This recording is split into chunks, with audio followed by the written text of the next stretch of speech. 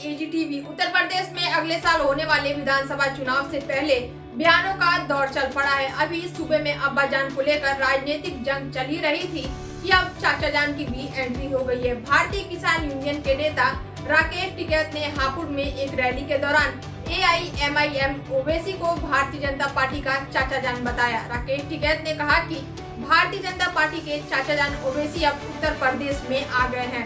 राकेश टिकैत ने आरोप लगाया कि अगर ओवैसी भाजपा को गाली भी देंगे तो उनके खिलाफ कोई केस दर्ज नहीं होगा, क्योंकि ये दोनों एक ही पार्टी के हैं। देखिए ये वीडियो।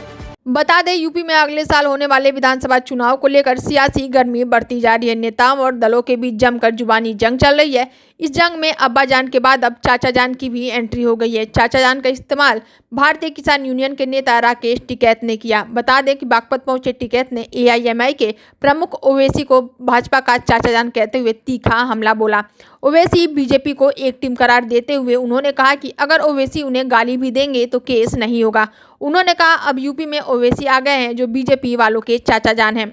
वो यूपी में बीजेपी को जीत दिलाकर अब इन्हें कोई दिक्कत नहीं है। टिकैत मंगलवार को बागपत के टटरी गांव में किसानों से मिलने पहुंचे। वहां उन्होंने बिजली दरों और MSP को लेकर सरकार पर हमला बोला। कहा कि देश में सबसे महंगी बिजली यूपी में मिल रही है, किसानों को उनके उपज का समर्थन मूल्य नहीं मिल रहा है। टिकैत ने कहा कि गन्ने का न्यूनतम समर्थन मूल्य कम से कम 650 रुपये प्रति कुंटल होना चाहिए। किसान नेता ने कहा है कि देश के किसान 3 कृषि कानून वापस लेना और MSP की गारंटी की मांग को लेकर दिल्ली में धरना बैठक होगी। उन्होंने MSP के बड़े घोटाले का आरोप लगाते हुए कहा कि सरकार अधिकारी और व्यापारियों की मदद से धान गेहूं की सरकारी खरीद में 400 से 500 रुपये प्रति कुंटल का अंतर आ रहा है। रामपुर में 11,000 फर्जी किसान बताकर खरीद की गई है, फिर कुछ खास व्यापारियों को बेच दिया गया है। राकेश सिंह टिकैत ने अलीगढ़ में जाट राज्य महेंद्र सिंह स्टेट यूनिवर्सिटी के शिलान्यास को लेकर भी सरकार पर हमला बोला। उन्होंने कहा कि चुनाव आते ही भाजपा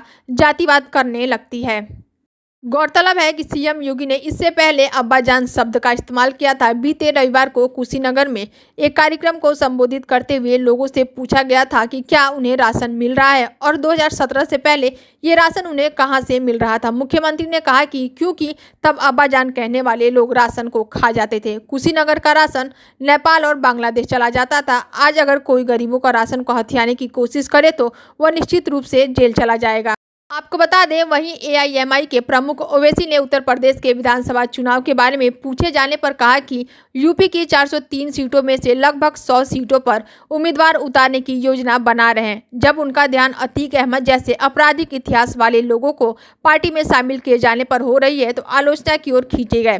तो उन्होंने कहा, और क्या प्रज्ञा ठाकुर दूध की धुली हैं। उन्होंने यह भी आरोप लगाया कि बिहार के मुख्यमंत्री नीतीश कुमार की पार्टी जदयू, भाजपा और उनके सहयोगी दलों के कई विधायकों का आपराधिक रिकॉर्ड है। ओवैसी ने कहा, अगर वह सम्मानित जनप्रतिनिधि हैं तो अतीक अहमद भी कुछ अप्रमाणित आरोपी वाले इस देश का नागरिक है और इसके चुनाव लड़ने का अयोग्य है। उन्होंने योगी आदित्यनाथ के अब्बाजान वाली टिप्पणी का उल्लेख करते हुए चुटकी लेते हुए कहा कि बाबा की ओर से ध्रुवीकरण की रणनीति थी। तालिबान को लेकर उनके नजरिए के बारे में पूछे जाने पर ओवैसी ने नाराजगी जताई और केंद्र को नरेंद्र मोदी सरकार की चुनौती दी कि तालिबान को आतंकवादी संगठन घोषित करे। हैदराबाद के सांसद ने यह भी मांग की गई है कि सरकार इस तथ्य को देखते हुए भारत परिवर्तन में प्रतिनिधित्व पर संयुक्त राष्ट्र की समिति का नेतृत्व कर रहा है और यह आश्वासन देते हुए तालिबान नेताओं से भी किसी भी तरह आतंकवादी की सूचना से नहीं हटाए जाए।